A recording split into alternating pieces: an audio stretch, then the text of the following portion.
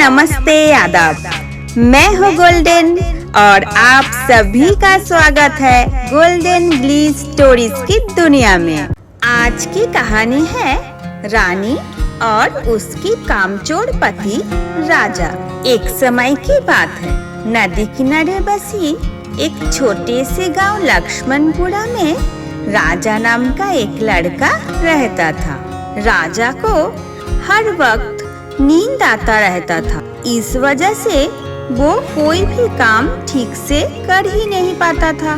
राजा के पास एक बकरी थी, लेकिन राजा इतना आलसी इंसान था कि वो उस बकरी की ठीक तरह से देखभाल ही नहीं करता था। राजा का आलस्य दिन ब दिन बढ़ता ही जा रहा था। इसी बात से राजा की माँ बहुत परेशान थी। एक दिन वो गुस्से से बोली, अरे राजा, कुछ तो काम कर लिया कर, सारा दिन सोता ही रहता है, ऐसे कैसे चलेगा? कम से कम बकरी को तो घास खिला के ला। हर दिन एक ही बात सुनते सुनते राजा भी थक चुका था। वो सोचने लगा, अरे ये रोज रोज के झमेले से कैसे छुटकारा पाऊं? कुछ तो करना पड़ेगा। अगर मेरा काम कोई और कर दे तो फिर तो माँ को भी कोई परेशानी नहीं होगी और मैं भी अच्छे से सो पाऊंगा बिना किसी रुकावट के। एक रोज राजा ना चाहते हुए भी अपने बकरी को लेके घास चराने गया तो वहाँ उसकी मुलाकात रानी से हुआ, जो बहुत ही मेहनती लड़की थी और वो भी बकरी चराने आई थी।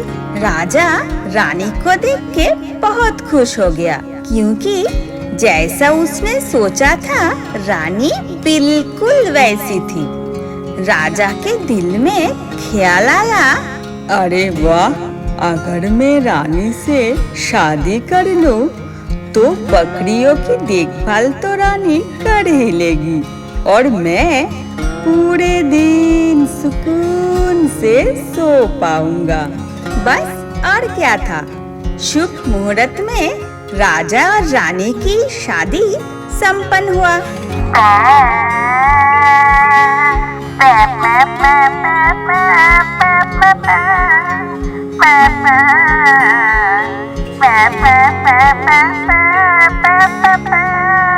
शादी के बाद रानी बकरियों को चराने भी जाती थी और घर के काम काज भी मन लगा कर करती थी। दूसरी तरफ राजा दिन भर सोता ही रहता था।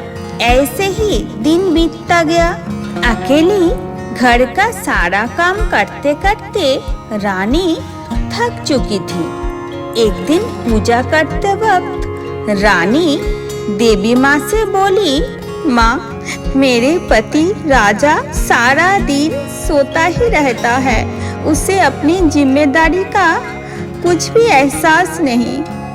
कृपया मेरी मदद करो माँ, मेरी सहायता करो, उसे अपनी जिम्मेदारी का एहसास दिलाओ माँ। रानी की मन की आवाज देवी माँ तक पहुँचते ही उन्होंने एक नन्ही सी परी को रानी की मदद के लिए भेज दिया। चुलबुली सी नन्ही परी ने रानी से कहा, दुखी मत हो रानी, मैं समझती हूँ तुम्हारी परेशानी। राजा अपने आलसीपन को कर देंगे अलविदा। रानी, तुमसे रहा ये नन्ही परी का वादा। राजा को सोता देख परी ने उसे अलग अलग तरीके से परेशान करना शुरू किया। कभी जानवरों की आवाज निकाल के, काऊ काऊ काऊ काऊ काऊ काऊ काऊ काऊ काऊ काऊ काऊ काऊ काऊ